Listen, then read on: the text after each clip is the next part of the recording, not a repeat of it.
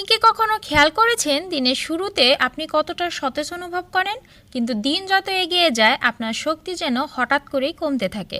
এক ধরনের ক্লান্তি এসে ভর করে, কোনো কাজ করতে মন চায় না, আর সারাদিন জুড়ে আলসেমি যেন ঘিরে ধরে। একটা সময় আসে যখন আর কিছু প্রোডাক্টিভ কাজ করার ইচ্ছে থাকে না, হোক সেটা কাজ, পড়াশোনা বা অন্য কিছু। আপনার মন চাই শুধু বিছানায় শুয়ে থাকতে, ফোন তুলে নিতে আর অগাধ স্ক্রল করে যেতে। আর কখন যে দিনটা শেষ হয়ে যায় তা আপনি টেরই পান না। এই সমস্যা শুধু আপনার না, আজকের দিনে প্রচুর মানুষেরই এই সমস্যা হচ্ছে। সহজ ভাষায় বললে আমাদের মস্তিষ্ক অনেকটা ব্যাটারির মতো কাজ করে। আপনি যখন সকালে ঘুম থেকে ওঠেন তখন আপনার মস্তিষ্কের শক্তি একদম পূর্ণ মাত্রায় থাকে। এরপর সারাদিন ধরে সিদ্ধান্ত নেওয়া, স্ট্রেস এবং বিভিন্ন ডিস্ট্রাকশনের কারণে সেই শক্তি ধীরে ধীরে ক্ষয় হতে থাকে। আমাদের মস্তিষ্ক এক ধরনের স্মার্ট মেশিন। যখন সে টের পায় শক্তি কমে আসছে, তখন স্বয়ংক্রিয়ভাবে পুরো সিস্টেমকে শাটডাউন করার চেষ্টা করে। কিভাবে? আপনাকে ধীরে ধীরে অলস অনুভব করিয়ে, যাতে আপনি কম শক্তি ব্যবহার করেন। এটা অনেকটা মোবাইল ফোনের ব্যাটারির মতো ভাবতে পারেন। যখন ফোনে 100% চার্জ থাকে তখন গেমিং, ব্রাউজিং, মাল্টিটাস্কিং সব কিছু দারুণভাবে চলে। কিন্তু যখন ব্যাটারি 20%-এ নেমে আসে তখন ফোন নিজে থেকে পাওয়ার সেভিং মোডে চলে যায়। ঠিক একই জিনিস আপনার মস্তিষ্কের ক্ষেত্রেও ঘটে। যখন শক্তি কমে যায় তখন মস্তিষ্ক আপনাকে ডিস্ট্রাকশনের দিকে ঠেলে দেয় এবং অলস করে তোলে, যাতে কঠিন চিন্তার কাজ থেকে শক্তি বাঁচানো যায়। এখানে মূল সমস্যা আলসেমি নয়, সমস্যা হচ্ছে এনার্জি ম্যানেজমেন্টের। আপনি যদি শিখে যান কিভাবে আপনার মস্তিষ্কের মানসিক শক্তি সংরক্ষণ করবেন এবং কোন সময়ে কোন কাজ করবেন, তাহলে আপনি বাইরের কোনো মোটিভেশন ছাড়াই প্রোডাক্টিভ থাকতে পারবেন। আজকের ভিডিওতে আমরা এটা পুরোপুরি গভীরভাবে বুঝব এবং সমাধান খুঁজব। এই ভিডিওটি 3টি বড় ভাগে ভাগ করা হয়েছে। প্রথম ভাগে হচ্ছে আলসেমির পেছনের বৈজ্ঞানিক ব্যাখ্যা। দ্বিতীয় ভাগে 3টি কারণ যেগুলো অজান্তে আপনাকে দিনে দিনে আরও বেশি অলস করে তুলছে। আর তৃতীয়টি হলো একটি কার্যকর টেকনিক যেটা আপনি প্রতিদিন ব্যবহার করে অলসতা দূর করতে পারবেন। এখন প্রশ্ন হচ্ছে, আসলে এই অলসতা কোথা থেকে আসে? এর পেছনে একটা গভীর বৈজ্ঞানিক ব্যাখ্যা আছে, যেটা জানলে আপনি বুঝতে পারবেন আপনি অলস না, বরং আপনার মস্তিষ্ক আপনাকে রক্ষা করতে চাইছে। আমাদের মস্তিষ্ক ডিজাইন করা হয়েছে বেঁচে থাকার জন্য, সফলতার জন্য না। মানে আমাদের মস্তিষ্ক প্রাচীন যুগ থেকে এমনভাবে গঠিত যেখানে মূল উদ্দেশ্য ছিল কেবল বাঁচা, খাদ্য সংগ্রহ, শিকার আর বিপদ থেকে রক্ষা পাওয়া। সেই সময়ে অতিরিক্ত পরিশ্রম মানেই ছিল শক্তি অপচয়, যা বিপদের কারণ হতে পারত। তাই মস্তিষ্ক একটা সহজ নিয়মে কাজ করত, যত কম শক্তি খরচ করো তত ভালো। আর সেই মস্তিষ্কই আজকের দিনে আধুনিক দুনিয়ায়ও একই নিয়মে কাজ করছে। যখন আপনি কোনো কঠিন বা বড় কাজ শুরু করতে চান তখন মস্তিষ্ক ভাবে এই কাজটা তো অনেক এনার্জি খরচ করবে, এটা করলে ক্লান্ত হয়ে যাব, তার চেয়ে চলো না ইউটিউবে একটা ভিডিও দেখি বা ফেসবুকে ঢুকি।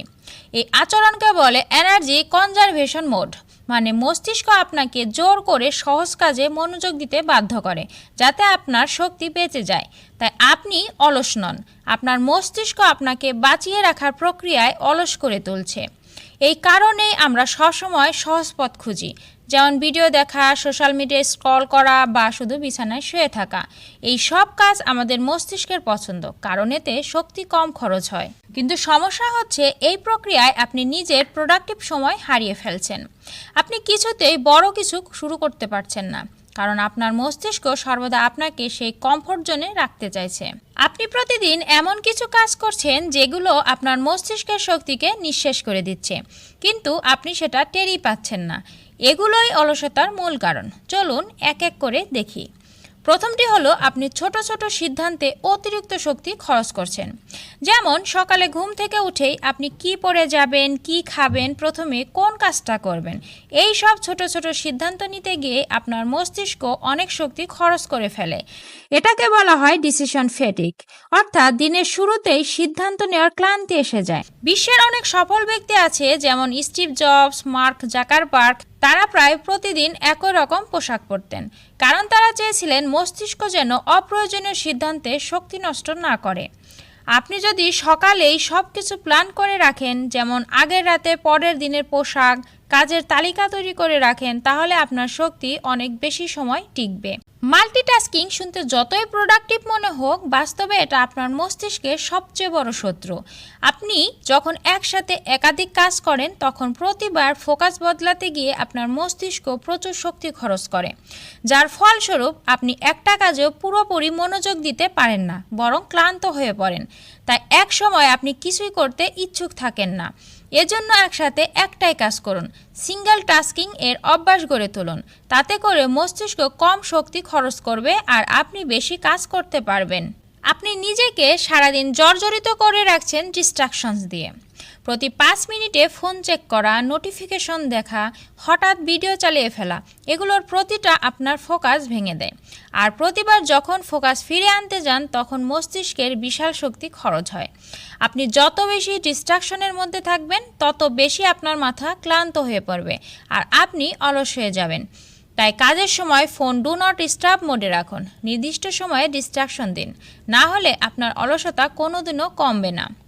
One simple rule that will make you productive every day. একটি সহজ নিয়ম যেটা প্রতিদিন আপনাকে প্রোডাক্টিভ করে তুলবে। এখন প্রশ্ন হলো, এত কিছু জানার পরেও আপনি কিভাবে প্রোডাক্টিভ থাকবেন? উত্তর হলো এনার্জি ফার্স্ট রুল। মানে আপনি প্রতিদিন যে কাজটি সবচেয়ে গুরুত্বপূর্ণ মনে করেন সেটা দিনের শুরুতেই করে ফেলুন, যখন আপনার মানসিক শক্তি সবচেয়ে বেশি থাকে। এখন অনেকে ভাবে সকালে তো অনেক কাজ থাকে, যেমন দাঁত ব্রাশ করা, জামা পরা, খাবার খাওয়া, আমি কিভাবে সময় পাবো? উত্তর খুবই সহজ, এগুলো আপনার মস্তিষ্কে খুব বেশি শক্তি খরচ করায় না, কারণ আপনি প্রতিদিন এগুলো করে অভ্যস্ত হয়ে গেছেন। কিন্তু যদি আপনি সকালেই সবচেয়ে ভালো সময়টা সোশ্যাল মিডিয়া আর ইউটিউব স্ক্রল করে নষ্ট করে দেন, তাহলে আপনার মস্তিষ্কের সবচেয়ে শক্তিশালী মুহূর্তগুলো একেবারে নষ্ট হয়ে যাবে। সেজন্য সকালে উঠে সবার আগে এমন একটা কাজ করুন যেটা আপনাকে এগিয়ে নিয়ে যাবে, হোক সেটা পড়াশোনা, জার্নালিং, জিমে যাওয়া, স্ক্রিপ্ট লেখা বা যে কোনো গভীর চিন্তার কাজ।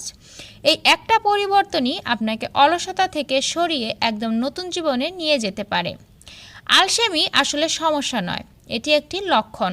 লক্ষণ এই যে আপনার মস্তিষ্ক ক্লান্ত হয়ে গেছে, কারণ আপনি ভুল সময়ে ভুল কাজ করছেন।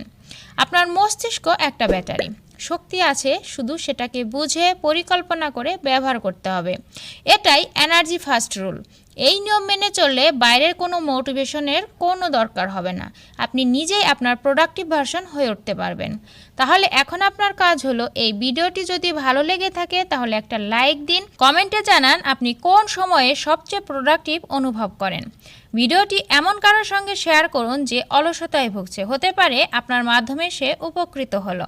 দেখা হবে আবার কোনো এক ভিডিওতে, ততক্ষণ পর্যন্ত ভালো থাকবেন। আল্লাহ হাফেজ।